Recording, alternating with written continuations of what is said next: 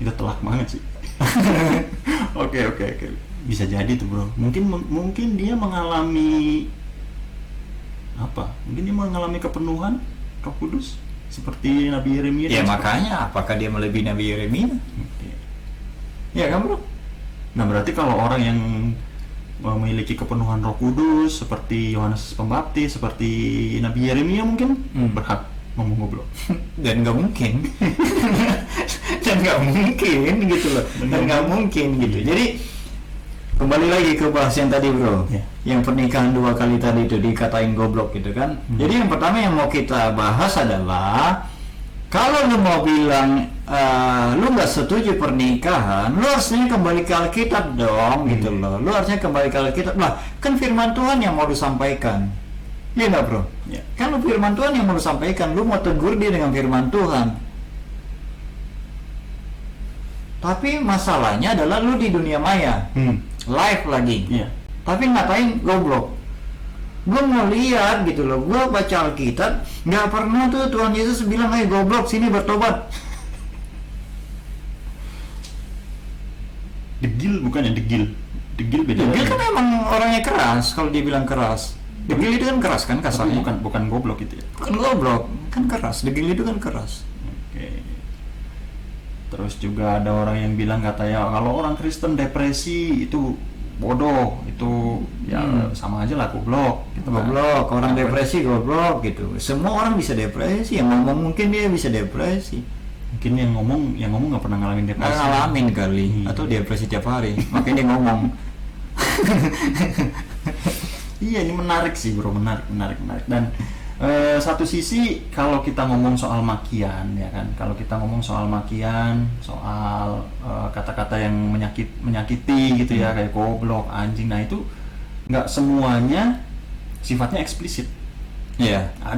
Ada perkataan mungkin yang menyakitkan tapi sifatnya sifat implisit, kayak misalnya kata-kata sindiran atau misalnya kayak kata-kata apa ya, kayak kata-kata inilah yang mungkin nggak kiasan nggak sekeras anjing dan segala macamnya binatang berkaki 4 itu, tapi menyakiti orang lain gitu loh. Kayak misalnya inilah ya kan. Yang tadi bro, sorry bro, yang tadi kita selesaikan dulu bro. Oke. Yang tadi yang pernikahan tadi. Oke, pernikahan.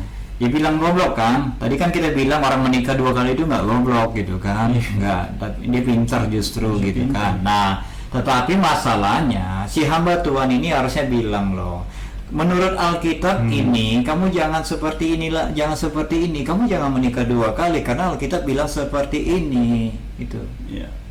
Nah, kita sebagai hamba Tuhan cukup sampai di situ. Pesan itu harus sampai sama orang itu. Yeah. Bahwa kalau kamu menikah, ini ada aturan, ada yang kamu harus kerjakan atau ada akibat yang kamu akan alami gitu loh. Nah, aturan ini, firman Tuhan inilah yang kita sampaikan dengan baik, bahwa urusan dia terima nggak terima dikembali ke dia. Yeah. Jadi jangan merasa karena lu hamba Tuhan yang besar berkata goblok lu menikah 2 kali. Kenapa lu nggak bilang kamu berdosa lo kamu melakukan ini, pernikahan 2 kali itu berdosa? Kenapa nggak sampaikan itu dengan baik gitu loh? Tapi mungkin dia berpikir bahwa niatnya menegur.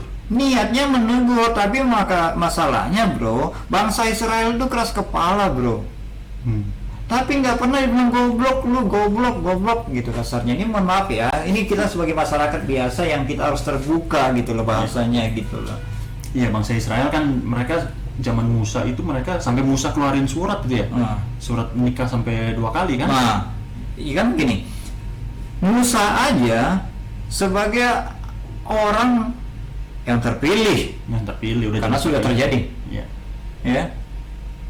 Ini kembali lagi nih terpanggil nih. Terpilih. Nah, gitu kan. Musa aja sekelas hamba Tuhan Musa sampai mengeluarkan surat mengizinkan pernikahan 2 kali, tapi ingat ya, seolah-olah mengizinkan cuma karena desakan dari bangsa Israel ya. Sekali lagi, kita sebagai orang Kristen tidak menghalalkan itu namanya pernikahan 2 kali gitu kan. Menceraikan istri juga. Iya, menceraikan istri hidup maksudnya. Iya, tapi kalau mereka melakukannya ya kita sebagai hamba Tuhan harusnya pesan aja sampai kepada mereka kalau ini tidak boleh. Tapi kalau mereka melakukan ya hak mereka gitu kan. Mereka punya hak untuk menikah 2 kali gitu. Kita sebatas mengingatkan aja, nggak bisa lagi. Nah, selanjutnya urusan dia sama Tuhan gitu, bro. Iya. Iya, bahkan Musa meskipun mengeluarkan surat itu, tapi Yesus sendiri konfirmasi kan di zaman itu, karena kedegilan hatimu lah. Iya, karena kedegilan hatimu gitu kan. Tapi pernah nggak Musa bilang goblok sama yang kawin 2 kali di zaman itu? Kawin 2 kali atau menceraikan? Atau menceraikan? Enggak, malah ngeluarin surat. Berarti dia lebih, hamba Tuhan ini lebih hebat dari Musa dong. Bisa jadi, bro. Mungkin dia berpikir bahwa, ya kan? Mungkin dia berpikir bahwa Musa itu melakukan kesalahan dengan, nggak tahu lah, itulah intinya gitu lah. Oke. Tapi jadi lucu, bro, ya. Coba zaman Tuhan waktu datang Tuhan di sini, pendeta-pendeta yang sekarang nih, terus ngelihat wanita yang pelacur itu, Tuhan bilang begini, ayo siapa yang nggak berdosa lempar wanita ini. Apa yang dilakukan ya? Menurut lu gimana, bro? Kalau bisa sampai goblok-goblokin orang? Kalau bisa goblok-goblok, bisa jadi ada yang lempar lagi. Ada yang lempar berarti? Bisa jadi. Bisa jadi ya? Bisa jadi. Ada yang goblok, iya bisa jadi ada yang goblok. Karena saking sudah merasa terpilih, kepenuhan Roh Kudus, terpilih, terpanggil, terpilih, tersucikan, terkuduskan, ya kan? Penyucian, pengudusan, apalagi tuh. Mungkin mereka udah melewati tahap itu. Bisa jadi ada yang lempar. Atau mereka udah buta 3 hari. Oh iya, buta 3 hari kayak Paulus. Kayak Paulus. Atau mungkin mereka juga. Jadi mereka bisa dekat sama Tuhan. Iya, buta 3 hari sampai ada orang yang kayak Ananias tuh. Iya kan, gitu bro. Jadi Musa, sekelas Musa aja sampai tanda petik mengizinkan orang menikah 2 kali gitu loh. Tapi nggak pernah ngatakan goblok. Oke, tapi intinya kita ambil kesimpulan ya. Intinya kalau menegur itu pakai kata-kata, gini deh, sebelum kesana saya mau tanya dulu. Menurut Bro Marto ada nggak sih perbedaan antara kata-kata kasar dengan perkataan yang keras? Keras dan kasar itu berarti bagian dari makian lah ya. Makian ya, perkataan kasar lah, kasar yang mungkin menyakiti. Kalau keras mungkin dia tegas, tegasnya gitu.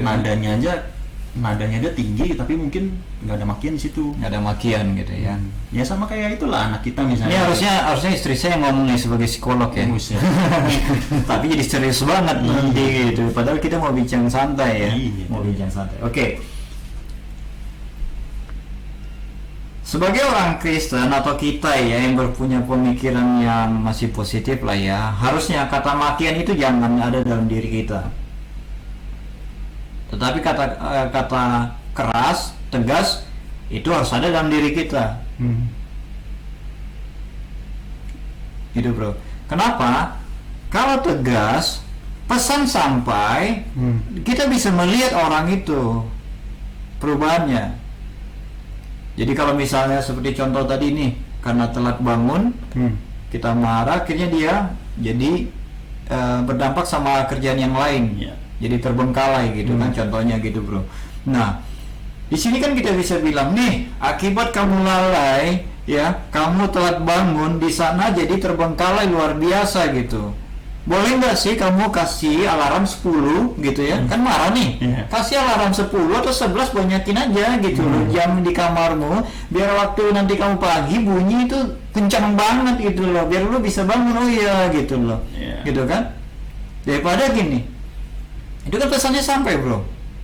Nah kita kasih tahu solusinya sama dia, meskipun dengan nada yang keras dan tinggi. Kita pesannya sampai sama dia. Tapi kalau kita bilang nih, ini ya lu anjing gitu ya. Jadi lu nggak bangun pagi ya, lihat berantakan semua sampah gitu kan. Nah kan biasa kan gitu. Kotoran.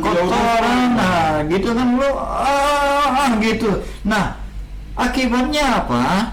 Oke lah pesannya sampai, tetapi yang diterima di dalam hidupnya dia, gua sampah, gua anjing, gua tai, karena telat bangun doang. Telat bangun, merusak berarti ya. Jadi perkataan kasar itu merusak, lebih cenderung merusak ya. Tapi kalau perkataan keras, kalau mental orang itu kuat, justru itu orang itu membangun. Ya. Ya kan? Tapi kan kita harus lihat kondisi orangnya. Iya. Kadang-kadang orang yang kita katain keras aja bisa jadi ngedrop. Masih ngedrop. Apalagi kalau kita maki-maki. Ya, lompat lah. Makanya banyak kasus pembunuhan kan ada banyak gitu, bro. Iya. Pembunuhan atau bunuh diri. Bunuh diri. Iya. Selesain aja dah. Gue tai. Iya. Gue sampah. Benar juga. Nah, ini menarik juga ya. Selain tadi lah, selain binatang berkaki 4, kotoran ya gitu ya. Ini juga ada satu makian yang implisit. Kita bisa bilang implisit. Kayak misalnya contoh tadi lah, orang nggak bangun tepat waktu gitu ya, nggak bangun pagi. Atau ya bisa orang yang nggak bangun pagi, kita bilang, lu punya mata nggak sih? Mungkin kita kan lu punya kuping nggak sih? Lu punya kuping nggak sih? Sampai nggak bunyi. Iya, lu punya mata nggak sih, bisa lihat jam nggak sih? Nah itu kan mungkin kita nggak ngatain dia anjing, nggak ngatain dia sampah, nggak ngatain apa, tapi cocok nggak? Itu termasuk kata-kata kasar atau kata-kata keras? Sebenarnya bro, kalau kita marah seperti itu sebenarnya mohon maaf ya, kita yang bodoh. Karena kok kita nanya ke dia? Kan dia nggak tahu ya matanya ada 2 ya. Lu berarti bodoh, lu nggak bisa lihat kan? Ini matanya ada loh, kupingnya ada loh. Jadi kalau lu marah eksplisit gitu juga harus mikir bahwa ternyata gue yang bodoh ya. Gitu. Terus juga kadang orang yang malas. Nah, gue ingat nih bro, gue salah satunya nih bro, pesan nggak sampai gitu kan bro. Jadi taruhlah di bus ya, cerita orang Batak aja lah bilang karena gue orang Batak gitu kan. Jadi karena pesan nggak sampai gitu kan, jadi di bus dia berdiri kan. Dulu kan masih boleh kan berdiri, sekarang masih boleh juga sih ya. Masih boleh. Udah lama nggak di bus nih gara pandemi ini. Jadi udah berdiri, waktu itu masih boleh rokok, sekarang udah nggak boleh kan. Waktu itu masih boleh rokok, jadi si kawan ini, si Lai ini, Lai lah ya, gue orang Batak ya, jangan tersinggung ya, gue orang Batak. Jadi gue ceritain, ini hanya humor ya. Nah, si Lai ini berdiri pas di depan orang yang ngerokok, gitu kan. Nah, tapi nggak mungkin ini orang Batak. Sebenarnya ada suku lain sih sebenarnya. Cuma kalau ini orang Batak pasti ngomong langsung. Cuma kan nggak enak kalau gue pada suku lain gitu kan. Nah, jadi kawan ini berdiri di samping orang yang lagi ngerokok bro di bus gitu. Jadi waktu anginnya kena, ini debu rokoknya kenalah ke mata si Lai ini. Langsung dia bilang, "Hoi, kau nggak lihat ini? Kau nggak lihat ini?" Si Mas siapa? Bingung. Lihat. Kenapa? Padahal dia nggak tahu si Mas siapa. Kenapa nggak sampaikan aja bilang, "Woi bang, rokok lu tuh ya, lu jangan rokok deh, ya. Tolong jangan ngerokok, ini kan kita rame nih di sini nih. Debunya ini kena mata gue sakit." Iya. Daripada kita bilang, lu nggak lihat nih, lu punya mata nggak? Gitu. Tapi orang Batak instingnya tinggi bro. Apanya? Instingnya, bukan insting ya, nangkapnya. Kita udah di orang Batak tuh ada istilah gini. Apakan dulu apanya itu kesana? Apakah? Tapi jalan, nangkap tinggi. Kayak orang masak, kau apakan dulu itu apanya, biar jadi apa? Jadi mau sesuai dia. Kau bilang dulu sama si tante sana, sudah dibilang mama apanya itu kemarin ya gitu kan? Terus si anaknya bilang, tante udah dibilang mama apanya itu kemarin. Iya, tante bilang oke. Itu kalau sama orang Batak gitu kan. Kalau misalnya aku lihat ini, oh iya maaf lah gitu. Kalau sama orang Batak, kalau sama orang lain kan belum tentu. bener bisa jadi. Nah itu kembali lagi, kalau kita juga lihat nih, kadang ada orang yang malas-malesan, seharian dia cuma duduk, cuma ngomong, ambilin ini. Kita juga kadang ngomong, lu udah lumpuh apa? Nah, lu udah lumpuh apa, masa nggak bisa sih gitu kan, ngambil ini aja disuruh dari tadi nggak bisa. Lu lumpuh ya, lu nggak bisa jalan ya gitu. Mungkin menurut kita itu teguran. Menurut kita teguran. Kita ini perkataan keras buat dia biar dia nyadar gitu. Tapi menurut Bro Marto gimana? Apakah lu udah lumpuh itu perkataan kasar apa keras? Nah, sebenarnya nih ya, mohon maaf kita tidak membicarakan orang lumpuh ya. Ini hanya kalimat untuk karena marah, akhirnya ngelihat orang kesal banget, susah banget berdiri untuk melakukan kegiatan gitu kan. Akhirnya orang ini marah berkata lumpuh. Bro, perlu ingat bro, banyak orang lumpuh, orang kaya bro. Iya. Bahkan ada orang-orang yang di kursi roda juga terkenal kan, Terkenal. itu juara-juara olimpiadanya. Banyak. Jadi kita semua nih ya, jangan pernah lagi mengatakan kamu lumpuh yang nggak bisa jalan ya gitu loh. Padahal orang lumpuh banyak orang kaya loh, lebih kaya dari kita yang ngatain. Iya, ini sih bukan Iya, ini hanya kiasan, ini kiasan. Jadi tapi banyak yang dipakai di masyarakat, Iya. banyak yang dipakai. Percaya nggak percaya, kita di masyarakat ya masyarakat kehidupan sehari-hari lah, banyak loh. Iya. Secara nggak sadar bahkan Lu buta ya Lu gitu, buta, ya. Lu lumpuh ya nggak bisa jalan gitu. Nah itu harusnya nggak lagi sebagai orang yang percaya, kita harus kembali ke kita. Malah kita tidak ada mengatakan seperti itu untuk marah sama orang lain gitu. Nah jangan sampai kita melakukan itu, jangan yang tadi itu, jangan merasa terpilih.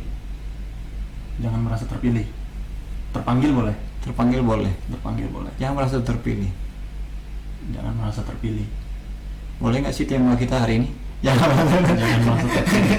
Jangan merasa terpilih. Oh, bisa juga sih. Bisa. Karena kan tadi kan seperti tadi dari pembahasan kita yang pertama yang ulas-ulas sedikit ya teman-teman ya, ulas-ulas sedikit bahwa Musa aja tidak melakukan, Yeremia dan nabi-nabi Tuhan tidak melakukan. Semua perkataan binasa ya karena melakukan dosa. Mereka nggak mau tobat ya terserah. Itu termasuk perkataan keras gitu loh.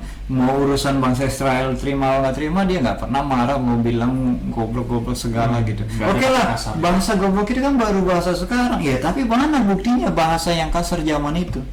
Banyak lah.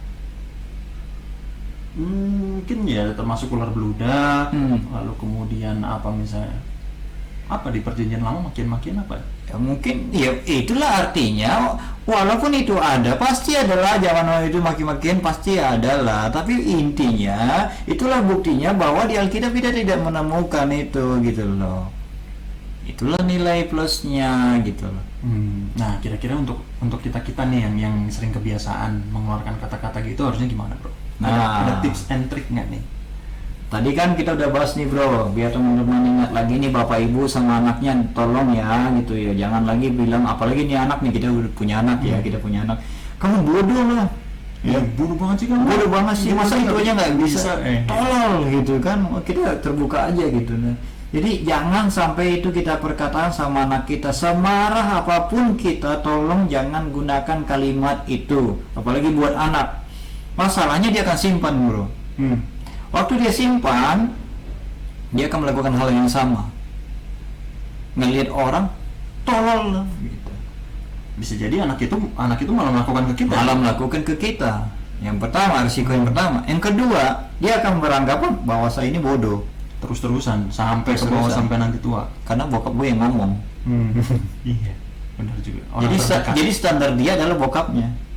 Orang terdekatnya dia aja ngomong begitu. Nah, jadi standar dia orang tuanya gitu, bahwa papa saya udah bilang saya bodoh. Ada cerita tuh kemarin tuh seperti itu juga. Kamu ya nak, kalau nilai kamu jatuh, jangan panggil aku papa lagi ya, gitu kan. Nanti pas nilai ambil raport ya, gitu kan. Kalau nilai raportmu jelek, jangan panggil aku papa lagi, gitu kan. Terus udah pulang orang tuanya, si anak, gimana nilaimu? Terus anaknya bilang kamu siapa? Kamu siapa? Kan nggak boleh bilang apa. Iya, kamu siapa? Ngapain nanya-nanya? Itu makin dimaki lagi tuh. Nyesel nggak ngomong begitu? Nyesel lah. Malah bisa jadi makin ini. Jadi kembali ke kita kan jadinya. Kurang aja. Makian lagi gitu loh. Jadi jangan lagi perkatakan hal-hal yang seperti itu gitu loh.